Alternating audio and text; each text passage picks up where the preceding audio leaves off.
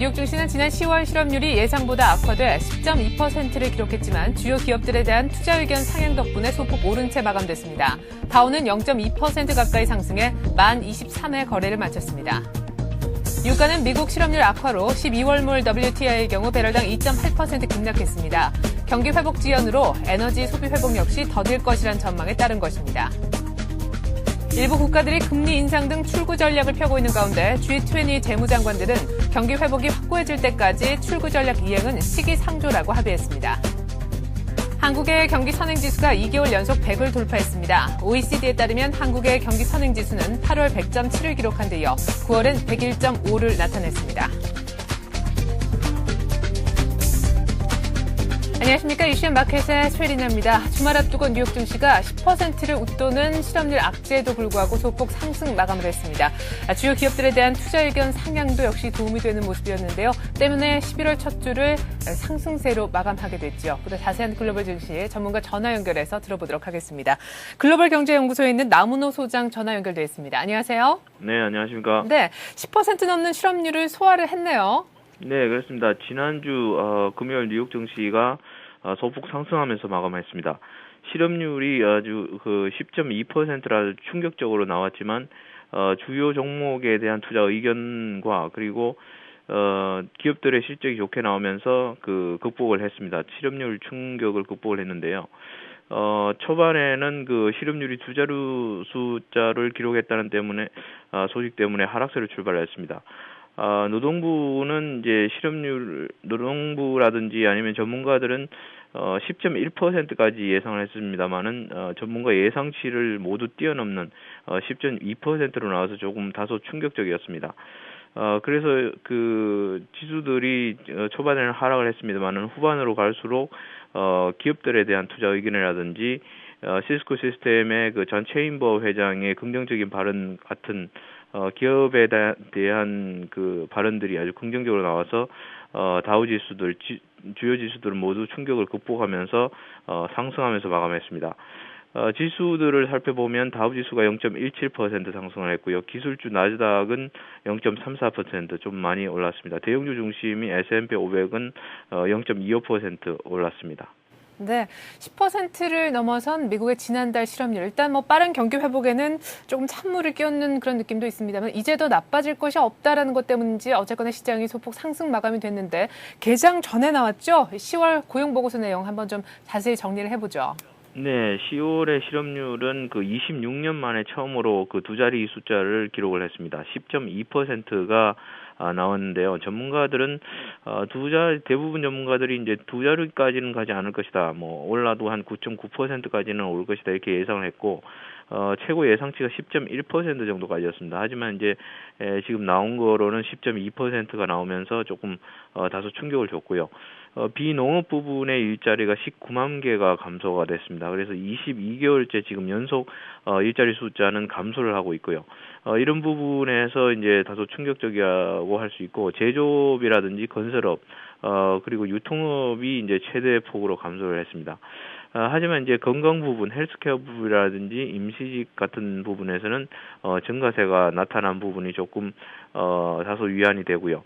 어쨌든 이런 부분들은 그동안 고용 지표가 그동안 얼마 전까지는 좀 다소 긍정적으로 나왔기 때문에 좀 충격적으로 시장에 충격을 준 것 같습니다. 네, 미국 3분기 GDP가 3%대 성장률을 보여주면서 플러스 성장을 하긴 했지만 여전히 고용시장은 얼어붙어 있다라는 것을 이번 10월 고용보고서를 통해서 알 수가 있었는데 그렇다면 앞으로 경기 회복을 낙관하기도 어렵겠고 무엇보다 가장 중요한 것은 금리 인상 같은 출구 전략 펴기가 좀 쉽지 않겠어요? 네, 그렇습니다. 전문가들은 이제 이번 고용 보고서에 대해서 이미 이제 예견된 두 자리 숫자다 이렇게 이제 긍정적으로 보는 시각도 있고요. 이번에 이제 이런 충격적으로 실업률이 충격적으로 나왔기 때문에 앞으로 금리를 인상하기는 어려울 것이다 이렇게 예상하고 있습니다. 특히 연준회의가 이번 주에 예상이 되고 있는데 이런 부분들은 이제 연준회의가 이자율을 올리기 쉽지 않을 것이다 이렇게 예상을 하고 있습니다. 그리고 또 이제 지난 주말에 주요 지수들이 오른 배경에는 지난 19만 개가 일자리가 감소하긴 했지만 올해 초에는 한 60만 개, 70만 개까지 갔었습니다. 그래서 한 3분의 1 정도밖에 되지 않기 때문에 감소한 숫자들이 그동안 지속적으로 줄고 있었기 때문에 우리가 이제 충격적으로 받아들이지 않았던 건데, 이것이 이제 한꺼번에 누적이 돼서 10% 이상 올라가니까 이제 좀 충격으로 다가온 것 같습니다. 하지만 이제 트렌드는 일자리 숫자 감소 숫자에 대해서는 이제 지속적으로 지금 감소하고 있는 그런 상황입니다. 그렇기 때문에 이제 긍정적인 면을 이제 굳이 찾아보자면은 일자리 감소 숫자가 줄어들고 있다. 그리고 전문가들은 앞으로 향후 연준이라든지 정책 당국에서 출구 전략을 빨리 실행에 옮기지를 못할 것이다. 이런 이제 전망으로 인해서 이제 경기는 다소 회복세를 느리지만 회복세를 이어갈 것이다. 이렇게 예상하고 있습니다. 네, 무엇보다 일자리 감소폭이 둔화되고 있는 것이 좀 긍정적인 부분이고, 또 실업률은 무엇보다 후행적 지표니까요. 앞으로 또 어떤 일이 일어날지는 모르겠죠. 자, 그렇다면 이 같은 고용 고민 속에 미 행정부가 2차 부양책에 나설 수도 있다, 이런 분석도 있던데요. 지금 확률이 어느 정도 되나요? 예, 지금 지난 주말에 오바마 대통령이 2차 부양책을 발표했습니다. 뭐냐면 이제 일자리 쇼크에 따라서 이제 일자리 창출에 주력을 하겠다, 이렇게 얘기를 하고 있는데요. 이런 부분은 이제 좀 어려운 면도 있습니다. 왜냐하면 지금까지 유동성 달러를 굉장히 많이 공급을 했기 때문에 추가적인 여력도 없을 뿐더러 이제 추가적인 공급을 한다면 그에 따른 이제 조금 문제점을 우려하는 전문가들도 많고요. 어쨌든 이제 오바마 정부로서는 일자리가 이렇게 많이 없어진 상황에서는 일자리를 창출해야 된다는 그런 의무감도 있고, 2차 부양을 해서라도 경기를 살려야 되는 그런 책임이 있기 때문에 어쨌든 2차 부양책을 마련해야 될 것 같습니다. 네. 자, 어쨌거나 실업률 쇼크를 딛고 다우는 상승 마감을 해서 1023포인트 정도로 마쳤는데, 이 같은 실업률 쇼크를 잠재우는 데 또 기여한 것이 애널리스트들, 주요 기업들에 대한 투자 의견 상향이었다고요? 네, 그렇습니다. 주요 기업들이 이제 투자 의견이 상향이 많이 됐습니다. 예를 들면 종합물산인 미국의 대표적인 우량주죠. 제너럴 일렉트릭 G가 이제 수익률 상회로 상향 조정됐고요. 주가는 6.6% 이상 올랐습니다.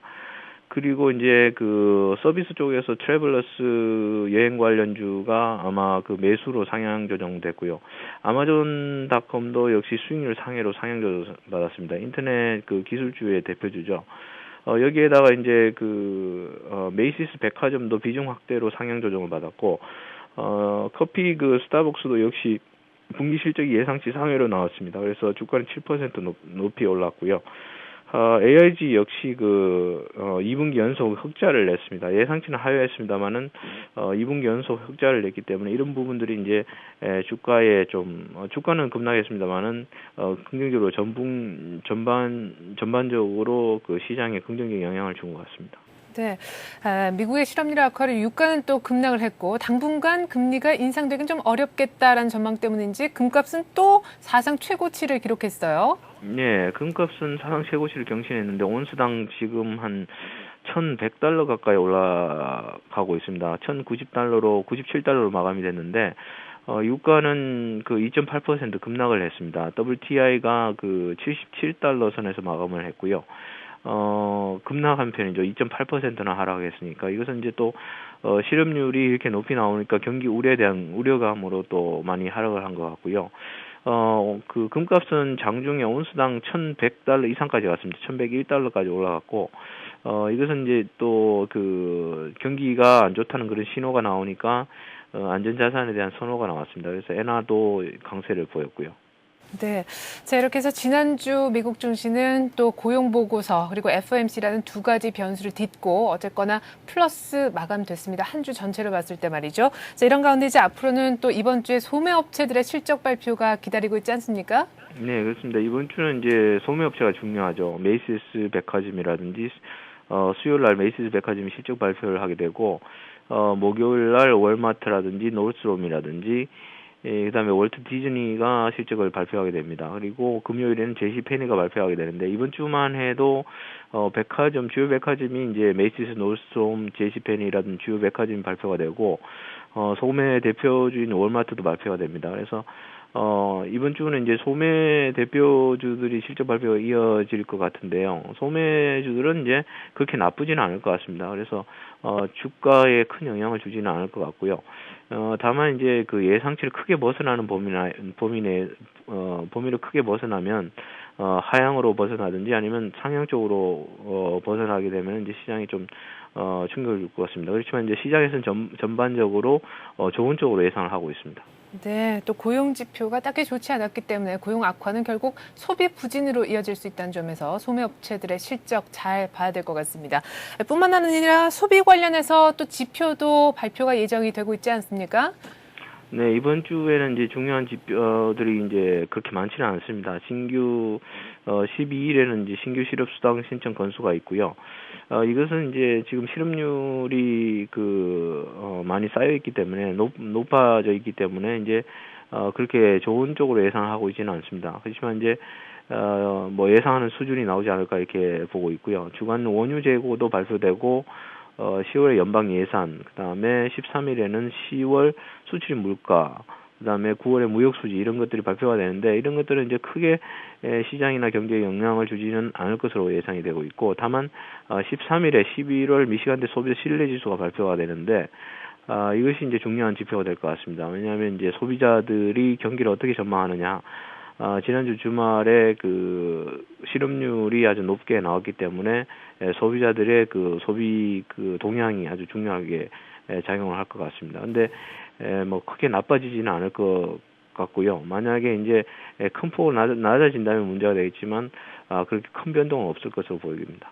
네, 한편 유럽 증시 마감도 좀 살펴볼 필요가 있겠는데요. 미국의 실업률 악화에도 불구하고 다우가 상승 마감한 것처럼 유럽 쪽에서도 뭐 큰 충격은 없었던 것 같네요. 예, 유럽도 미국을 그대로 따라갔습니다. 유럽도 미국에서 실업률이 높게 나오면서 이제 충격을 받았다가 이제 오후에는 다시 그 기술주라든지 아니면 기업들의 실적이 좋게 나오면서 특히 또 앞으로 이제 실업률이 이렇게 높이 나오니까 그 금융 쪽에서 이자율을 올리기가 쉽지 않을 것이라 이런 예상이 나오면서 금융주라든지 광산주라든지 이런 종목들이 많이 올랐습니다. 그래서 영국도 0.3%, 독일도 0.1%, 프랑스는 뭐 아주 약보합으로 조금 내렸는데요. 어쨌든 전반적으로 유럽 분위기도 미국을 그대로 따라가는 그런 상황이었습니다. 네, 잘 들었습니다. 이렇게 해서 오늘 글로벌 증시는요, 글로벌 경제연구소 남은호 소장과 함께 알아봤습니다. 잘 들었습니다. 네, 감사합니다.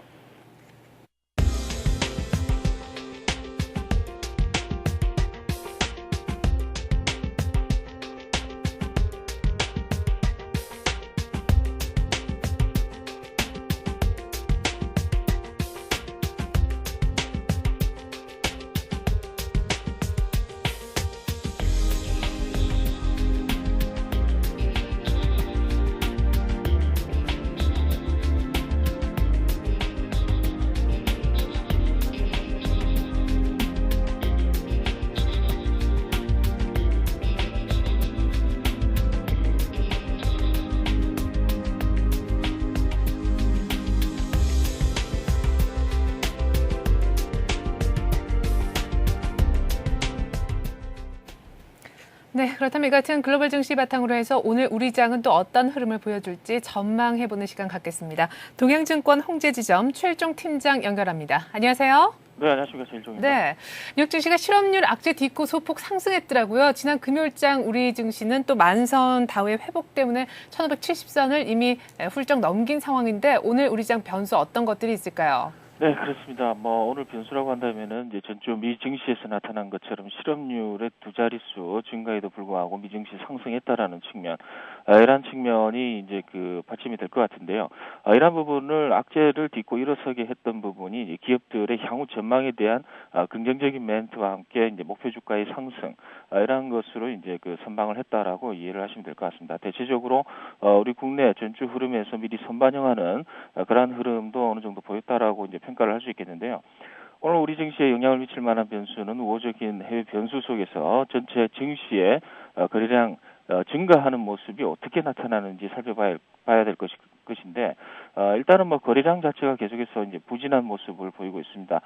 금요일 날 그 목요일보다는 다소 호전적인 그러한 이제 그 거래량이 나타났는데 이러한 부분이 이제 전반적으로 증시 바닥을 확인했다라고 한다면은 거래량이 이제 바닥 형성한 이후에 지수는 추가적인 상승 흐름을 보여야 된다라는 것이고 종합지수는 20일 이평선까지의 이격을 축소하는 흐름이 나타나야 된다. 뭐 이렇게 판단을 해볼 수 있을 것 같습니다. 따라서 오늘 지수의 향방은 수급적인 측면에서 외국인의 현물 매수 그리고 선물 매수 부분이 어떻게 나타나는가가 이제 상당히 중요한 부분이고요. 거기에 따라서 이제 기관의 동향을 체크해야 될 것 같은데 최근에 이제 베이시스 흐름이 종가 기준으로 해서 백오데이션이 나타나고 있는 상황이거든요. 그런 부분을 생각해봤을 때 프로그램 매도가 지속적으로 유입이 된다 이러면 지수의 안정적인 흐름에 이제 걸림돌이 되는 하나의 그 주체다라고 이제 판단해볼 수 있을 것 같습니다. 따라서 결론적으로는 오늘 변수, 뭐 지수적인 측면에서는 21선 축소 이러한 부분을 체크해봐야 될 것 같고 수급적인 측면에서는 외국인 기관 순매수 여부 이러한 부분을 또 체크를 해봐야 될 것 같습니다. 그리고 장중에 시장 베이시스가 어느 정도 콘텐고를 유지를 할 것인지도 체크 여부가 될 것 같고요. 전체 거래량 증가 뭐 이런 부분은 핵심적인 부분이 아닌가 이렇게 판단해 볼 수 있을 것 같습니다.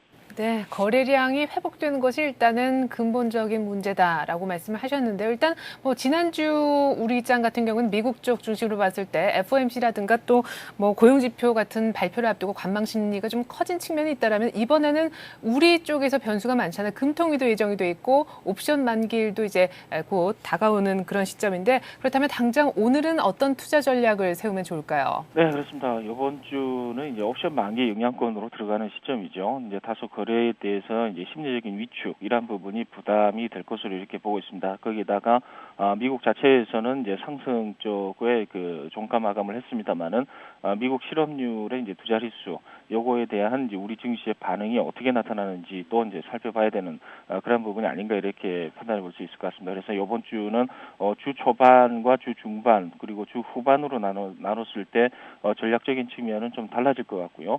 주 초반 같은 경우는 이제 전체적인 주 분위기를 좌지우지하는 그런 분위기를 이제 그 결정하는 만큼 오늘 우리 시장에 이제 어떻게 시작하는지가 상당히 관건이다라고 볼 수 있겠습니다. 그래서 옵션 만기는 이제 그 대체적으로 이제 영향권 자체는 프로그램 매수 유입 가능성이 조금 많이 점쳐지고 있는데 이런 부분을 봤을 때는 심리적인 위축이 어느 정도 극복이 되느냐가 이제 중요한 오늘의 관건이 될 것 같습니다. 그래서 이 수요일과 목요일 뭐 미국 시장도 마찬가지로 소비자 심리 지수라든가 이런 부분이 나오지 않습니까?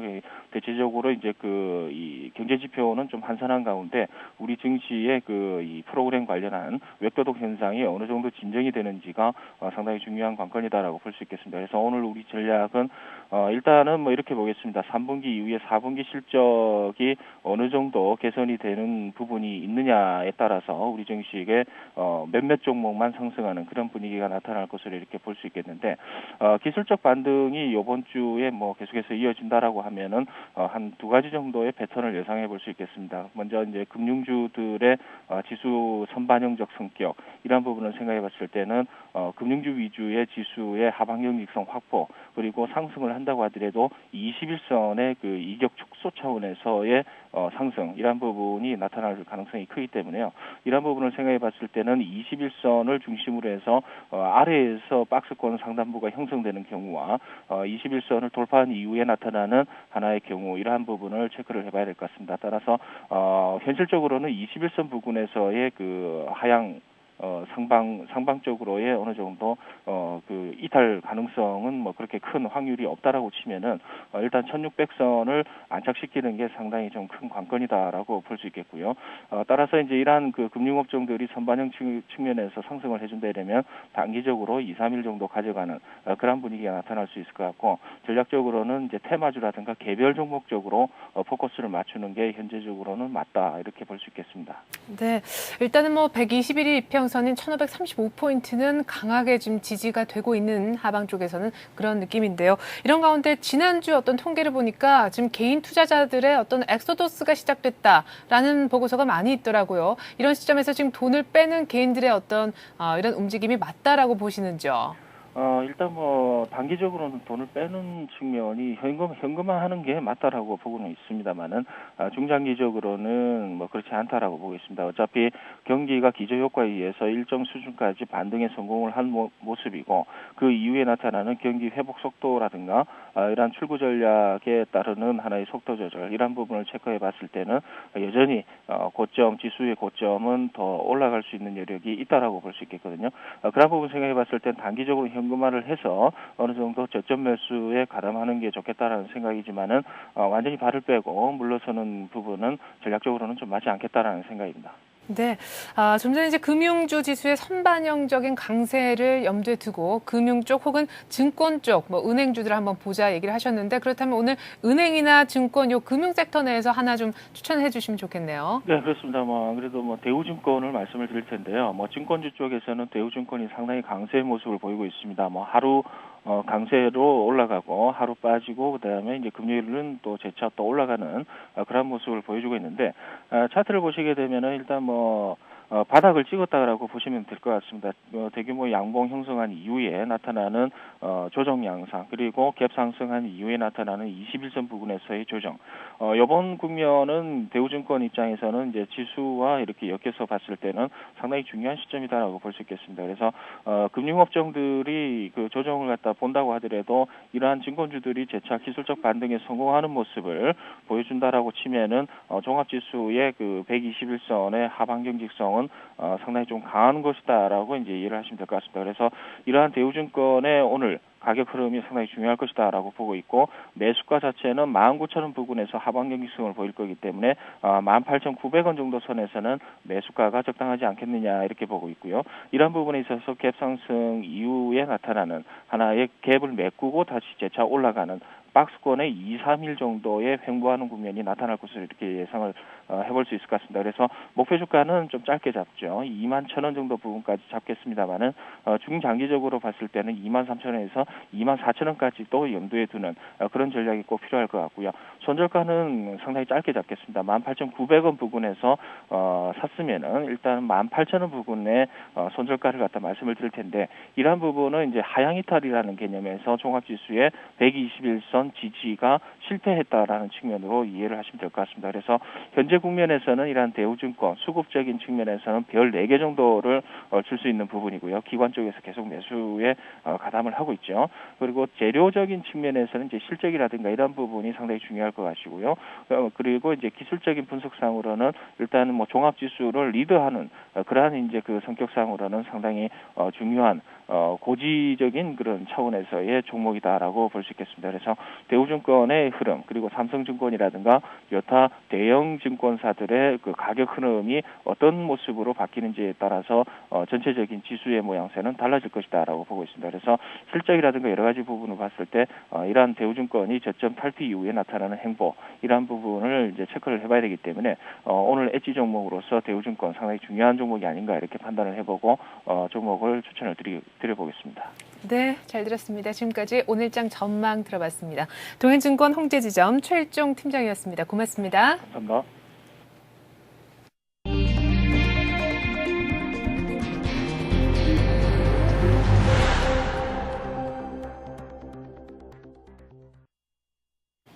네, 올해 싼값에 달러를 빌려서 고금리에 투자하는 이른바 달러 캐리 트레이드를 했다면 수익률이 30%를 웃돌았을 것으로 집계가 되고 있습니다. 하지만 이것이 급속하게 청산 시에는 시장 충격도 우려됩니다.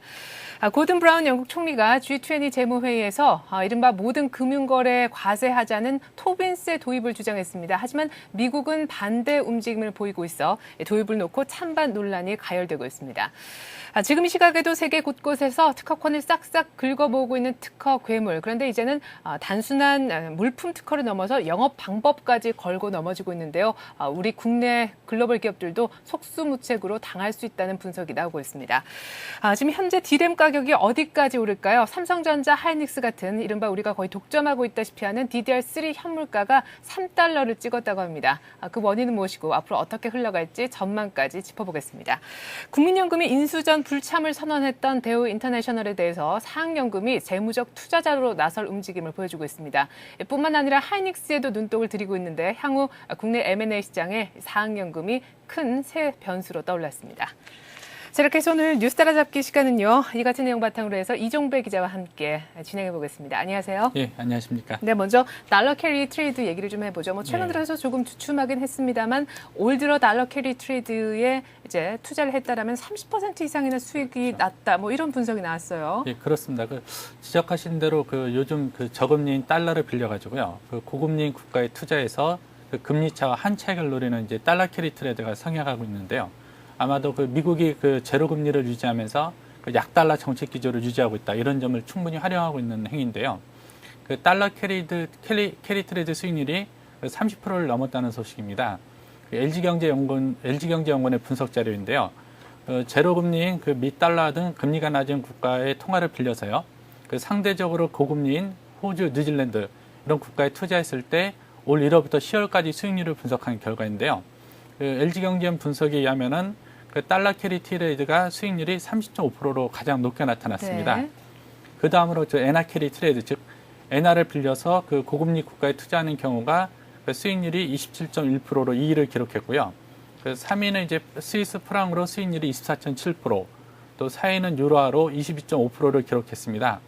또 캐나다 달러는 수익률이 13.0%, 또 영국 파운드는 12.4%였는데요.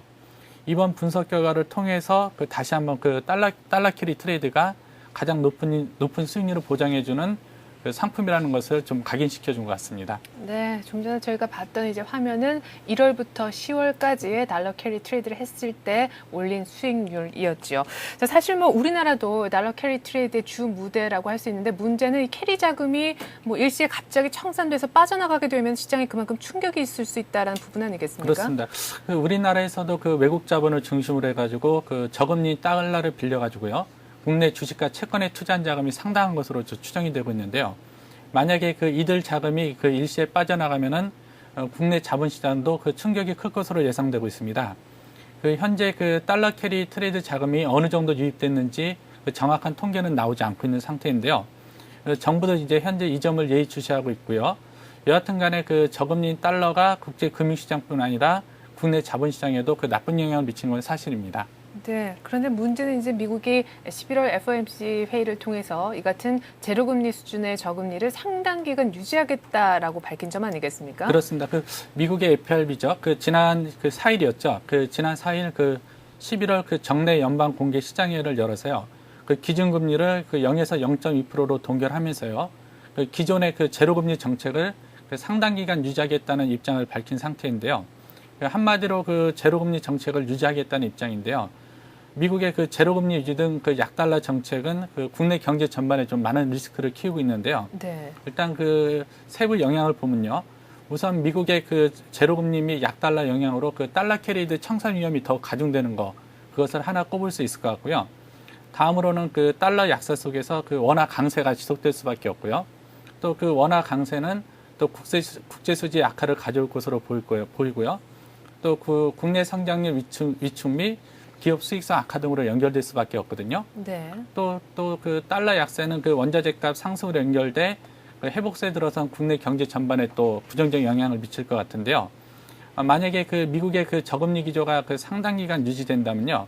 결국 국내 및 국제에도 결코 좋지 않다는 게 전문가들의 시각입니다. 네, 미국의 저금리 기조가 우리뿐 아니라 글로벌 시장 전체를 봤을 때도 자산 사이에 버블을 만들어서 이것이 급속하게 청산될 시에는 자산의 붕괴까지 초래할 수 있다라고 또 루비니 교수가 경고를 하기도 했었던 부분이죠.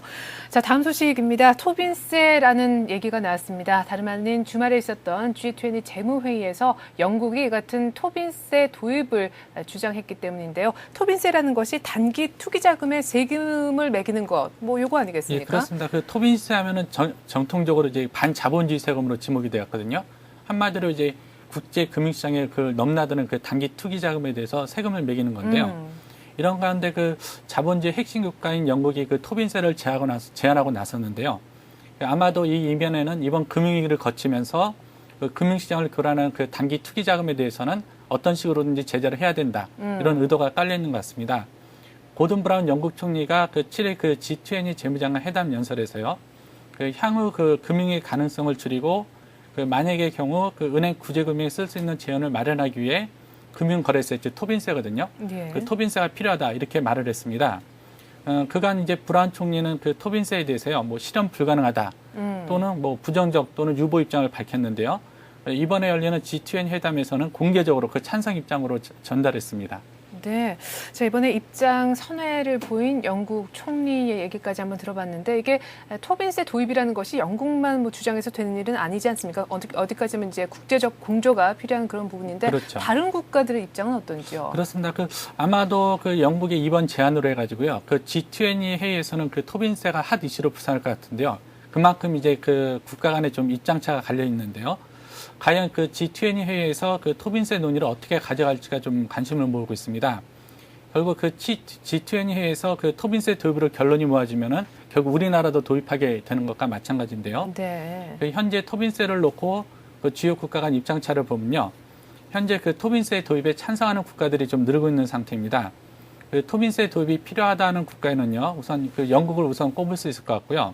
영국 외에도 그 프랑스, 독일 등 그 유럽 국가 남미를 중심으로 해가지고요. 네. 그 토빈세를 도입해야 된다 이런 주장이 좀 확산되고 있는 상태입니다. 단적인 예로 그 브라운 총리 발언에 대해서 그 프랑스와 그 캐나다 재무장관들이 즉각 브라운 총리를 두둔하고 나서기도 했거든요. 이에 비해서 그 미국은 그 토빈세 도입에서 반대하는 입장을 밝히고 있는데요. 아직 그 우리나라는 이에 대해서 그 정부 차원의 입장을 밝히지 않고 있는 상태입니다. 네. 다만 그 전문가들은 어렵지 않겠느냐 이런 입장을 좀 밝히고 있는데요. 하여튼간에 그 토빈세는 그 유럽과 남미를 중심으로 그 도입 찬성 기류가 늘고 있고요. 미국은 이에 대해서 반대하고 있는 상태인데요. 앞으로 그 국제사회에서 이 논의가 어떻게 진행될지도 하나의 키포인트가 될 것 같습니다. 네. 자, 영국과 미국 힘겨루기에서 누가 이길지 한번 지켜봐야 될 것 같습니다. 자, 그리고 특허 괴물 얘기를 좀 할 텐데 요즘 뭐 최근 들어서 특허 괴물 얘기를 저희도 이 시간에 많이 하지 않았습니까? 그렇죠. 국내 예. 기업들을 괴롭히고 있는데 네. 최근에는 그 활동 반경이 더 넓어져서 문제라고요. 네, 그렇습니다. 그 특허 괴물하는 여러 회사들이 있는데요. 그중 하나가 이제 CWC사라는 사가 있습니다. 그 CWC사라는 사가 있는데요. 이 회사가 그 지난 10월에 그 전 세계 30여 개 회사를 대상으로 그 자사의 특허를 침해했다며 소송을 제기했는데요. 네. 여기에는 뭐 이베이, 웨스턴 등 그 해외 기업도 포함되어 있고요. 뿐만 아니라 우리나라의 그 현대자동차, 현대중공업, 현대건설 이렇게 포함이 되어 있는데요. 그 특허 침해 주장이 좀 이채롭습니다. 그 내용을 보면요. 그 이들 기업이 운영하는 웹사이트, 그러니까 인터넷 홈페이지죠. 그 예. 인터넷 홈페이지 상에서 운영되는 그 물품 판매 등 영업 기법이 그 특허를 침해했다. 이렇게 그 주장을 했는데요. 아마도 그 통상 그 일반 제조 물품이 아닌 그 영업 방법 특허 침해를 이유로 내건 것인데 좀 이채롭거든요. 네. 그 영업 방법 특허를 뭐 전문용어로 그 BM 특허라고 하는데요. 그 특허 괴물이 그 BM 특허 침해를 이유로 소송을 제기한 것은 이례적이고요. 네. 한편으로는 동시에 이제 특허 괴물의 활동 반경이 넓어지고 있다. 이런 분석이 나오고 있습니다. 네. 그러니까 문제가 되는 특허가 일반 제조업 특허가 아니라 이제 영업 방법 특허를 의미하는 BM 특허라고 하셨는데 예. 특히나 우리 기업들이 이 부분에 취약하다고 들었거든요. 일단 네, BM 특허라는 것이 뭘 의미하는지부터 짚어주시죠. 예, 그 사실 그 영업 방법 등의 특허는요, 그 과거에는 특허로 인정이 안 됐거든요. 특허로 인정하기에는 너무 여러 가지 문제가 있었는데요. 예. 그러다가 이제 1998년부터 그 국제사회에서 정식 특허로 인정받기 시작했습니다. 그래서 이제 BM 특허를 국제사회에서 인정받으면서 BM 특허가 쏟아지고 있는데요. BM 특허를 요약하면 이렇습니다. 그 BM 특허는 일종의 그 영업 방법 특허이고요. 여기에는 뭐 사업 방식, 경영 모델, 그 상품 판매법 등이 포함되고요. 뭐 그 세부 주요 유형을 보면은 우리 그 전자상거래나 전자결제 시스템 있지 않습니까? 네. 인터넷을 이용한 비즈니스 모델이 대표적이고요. 또 옵션이나 뭐 자산부채 관리 시스템 등 그 금융상품 모델도 그 BM 특허의 하나인데요. 문제는 우리 국내 기업들이 그 제조업 특허에는 많은 관심을 기울이고 있고 특허를 많이 내고 있는데요. 그 자사의 인터넷 웹사이트죠. 이런 네. 영업 부분, 즉 BM 특허 부분에서는 소홀히 하고 있다는 점입니다. 즉 그 인터넷 사이트를 개발하고 그것을 특허로 내야 되는데 이런 BM 특허에 대해서는 인식이 많이 부족한 것이 현실이거든요. 네. 현재 그 특허 괴물들은 그 BM 특허가 앞으로 돈이 될 것으로 보고요. 그 관련 BM 특허를 많이 매입하고 있기 때문에 국내 기업들도 이 점을 알고 좀 대응책 마련에 나서야 할 것 같습니다. 네, 눈 뜨고 있어도 코 베어갈 세상인 것 같습니다. 이거 그냥 제조업 특허뿐만 아니라 이제는 영업 부문 특허에도 우리 국내 글로벌 기업들 관심을 좀 가져야겠다는 생각이 드네요. 자, 다음으로 국내 반도체 업계 희소식이 날아들었습니다. 사실상 경쟁력을 우리가 갖추고 있고 거의 독점하고 있다시피 한 DDR3 현물가가 3달러를 찍었어요. 네, 그렇습니다. 참 반가운 소식인데요. 우리가 사실 디램 반도체 1위지 않습니까? 네. 디램 반도체의 대표적 상품으로는 DDR2하고 DDR3가 있는데요. DDR3는 아마 DDR2보다도 성능이 한 단계 뛰어난 상품인데요. 특히 이제 문제는 이게 DDR2의 경우 국내나 해외 업체간 기술력 격차가 그렇게 크진 않은데요. 아까 지적하신 대로 DDR3 부분에서는 국내 업체가 월등 앞선 상태거든요. 이런 DDR3 가격, 현물 가격이 3달러에 도달했다는 소식인데요. DDR3 현물가를 보면요. 5월 4일에는 한 1.4달러에 불과했습니다. 그만큼 낮은 선에 형성이 됐었는데요. 8월 7일에는 2.16달러로 2달러를 넘어섰고요. 또 그러다가 이제 다시 하락하다가 10월 들어 상승세로 반전됐는데요. 10월 14일에는 다시 2.4달러를 기록했고 11월 6일에는 3달러를 기록하게 됐는데요. 아마도 DDR3 가격이 오른 데에는 인텔 주요 메이커들이 자사의 PC나 서버 등의 이제 DDR2보다는 DDR3 채용 비중을 늘리고 있거든요. 네. 이런 점이 크게 작용한 것 같습니다. 네, 윈도우 7 출시와 맞물려서 또 DDR3 가격이 지금 올라가고 있다라는 분석이신데, 근데 일부에서는요, 전 세계 반도체 업계가 또다시 증산 경쟁에 돌입할 수 있다 이런 분석도 내놓고 있더라고요. 그렇다면 지금 겨우 어렵게 올라간 3달러라는 가격이 다시 떨어질 수도 있는 건 아니겠습니까? 네, 그렇습니다. 일부에서는 그런 지적도 나오고 있는데요. 일단은 증산 경쟁 우려는 좀 있는 부분이거든요. 반도체 경기가 살아나면서 해외 경쟁 업체도 다시 살아나고 있는 건 사실입니다. 네. 삼성전자가 올 3분기에 이제 1조 원이 넘는 반도체 부분에서 영업이익을 올렸고요. 하이닉스도 흑자전에 성공하면서 한 2천억 원 이상의 영업이익을 올렸는데요. 동시에 3인 일본 LP다도 흑자전환에 성공을 했거든요. 그러면서 다른 업체들도 이렇게 예전보다 상황이 많이 나아지고 있는데요. 이러다 보니까 저희 삼성전자나 하이닉스뿐만 아니라 다른 업체들도 공정 개선을 통해서 네. 디램 생산량을 늘리고 있는데요. 일단은 여러 가지에서 증산 우려가 있지만 일단은 우리 디램 시장에서 우리나라 반도체 시장이 50% 점유율을 갖고 있기 때문에요. 아마도 이 증산 경쟁이 예전처럼 출혈 경쟁으로 이어지진 않을 것 같습니다. 네. 오히려 지금 시각은요, 이제 DDR2에서 DDR3로 넘어가면서 국내 업체 점유율이 더 높아지지 않냐 그런 분석이 나오고 있는데요. 현재 나오는 분석에 하면은 현재 우리 국내 업체 점유율이 50%인데요. 이게 얼마나 빠른 시일 안에 60%를 돌파하냐 이런 분석이 나오고 있는데요. 만약에 DDR3로 이행이 좀 빨리가 된다고 하면요. 내년 1, 4분기에 60% 돌파도 예상이 되고 있습니다. 네, 증산 경쟁에 반도체 업계가 향후 돌입할 가능성은 있지만 이미 시장 점유율의 반 이상을 점유하고 있는 우리는 그게 휩쓸릴 가능성이 크지 않아 보인다는 얘기까지 들어봤습니다. 자, 그리고 국내 대표적 연금 중 하나인 사학연금이요. 이제 기업 M&A 시장에서 대표적인 어떤 재무 투자자로 지금 나설 움직임을 보여주고 있다고요. 이게 네, 어디에서 나온 얘기인가요? 네, 이윤우 사학연금 자금운용 관리단장이 본주의 인터뷰를 통해서 좀 밝혔는데요. 이 사학연금 하면은 아마도 연금 중에서도 가장 건실한 연금으로 꼽히고 있거든요. 이제 이윤우 단장의 내용을 보면요, 대우 인터내셔널과 하이닉스의 재무적 투자를 고려하고 있다는 소식인데요. 이윤규 단장의 말을 빌리면은 최근 추진되고 있는 대기업 인수합병에 관심을 갖고 있다. 또 대우 인터내셔널, 하이닉스, 대우건설 등에 대한 투자 제안이 들어오면요, 네. 재무적 투자자로 참여하는 방안을 검토할 것이라고 이렇게 밝혔거든요. 또 인터뷰에서 이 단장은 최근 컨센서스 자산운용이 본계약을 체결했던 금호생명 있지 않습니까? 네. 금호생명 인수에도 재무적 투자자로 참여하는 방안을 협의했지만요. 결국 참여하지 않는 방향으로 결론을 내렸다. 이런 발언을 했습니다. 그렇다면 앞으로 현재 포스코가 관심 있게 지켜보고 있는 대우 인터내셔널 그리고 효성이 지금 인수를 할 수 있느냐 마느냐 말이 많은 하이닉스 M&A에서도 우리가 사학연금 얘기를 많이 들을 수 있겠군요. 예, 그렇습니다. 지적하신 대로 대우 인터내셔널, 하이닉스 인수의 사학연금이 과연 참여할지 또 참여하게 되면은 그게 변수로 작용할 것 같은데요. 현재 대우 인터내셔널만 해도 포스코, 하나, GS, HTS 그룹 등이 좀 관심을 갖고 있지 않습니까? 네. 만약에 이들 기업 중 이 중에서 포스코는 자체 자금여력이 충분한다고 하지만요. 하나나 GS, HTS 그룹은 그렇게 자금여력이 충분하지 않거든요.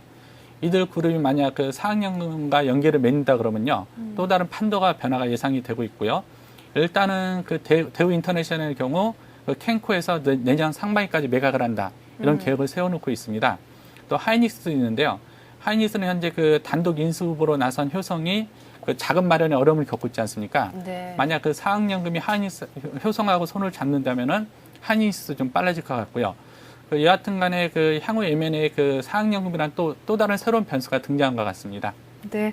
자, 끝으로 이번 주 국내 주요 일정 한번 챙겨보죠. 금통위도 예정이 돼 있지 않습니까? 예. 이번 주는 경제적으로 뭐 시장에 관심을 집중시키는 일들이 제법 있는데요. 그 금융통화위원회가 있고요. 또 네. 조선업 구조조정 방안 발표가 있고 또 10월 고용동안 발표 등이 있습니다. 그다음에 또 그 LPG 가격 담합에 대한 공정위 제재도 예상이 돼 있는데요. 네. 일단은 그 가장 관심을 끄는 것은 오는 10일로 예정된 그 한국은행의 금통위 정례 회의가 아닐 것 같은데요. 예. 기준금리는 아마 이변이 없는 한 그 동결될 것으로 보이고요. 아마도 이번에도 그 이성태 한국은행 총재 발언에 그 시장의 관심이 모아질 것 같습니다. 네. 또 11일에는 그 통계청에서 그 10월 고용 동향을 발표하는데요. 현재로는 그 9월과 큰 차이가 없을 것으로 보이고 있는데요.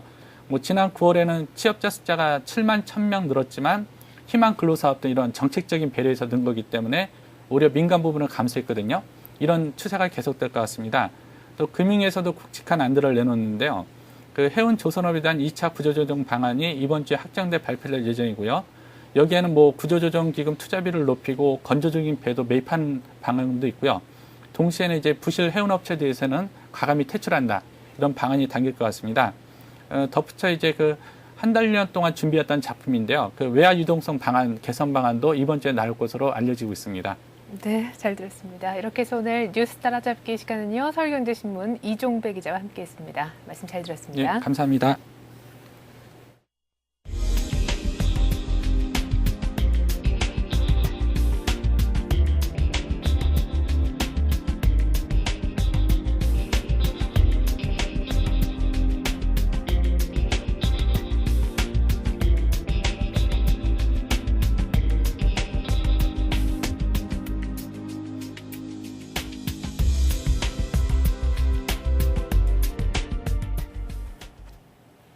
주말 앞두고 뉴욕 증시가 고용지표 악화에도 불구하고 소폭 상승했습니다. 다우가 0.2% 가까이 올라 1023에 마쳤는데요. 미국의 지난달 실업률이 예상치는 9.9% 정도로 0.1%포인트 상승할 것으로 전망이 됐었지만 결국 9월 대비 0.4%포인트 오른 10.2%를 기록해 벌써 두 자릿수 실업률을 기록했습니다. 26년 만에 최고치였죠.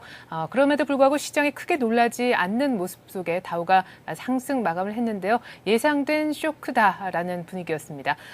또만 아니라 주요 기업들에 대한 애널리스트들의 투자 의견 상향 소식도 역시나 투심에 도움이 되는 모습이었는데요. 이번 주에는 미국 쪽에서 변수가 많이 있다라기보다는 우리 쪽에서 또 변수가 많이 있죠. 금통위도 있고 옵션 만기일도 예정이 돼 있는데 여러 가지 변수들 잘 챙기셔서 이번 주 투자 잘 하시기 바라겠습니다. 고맙습니다.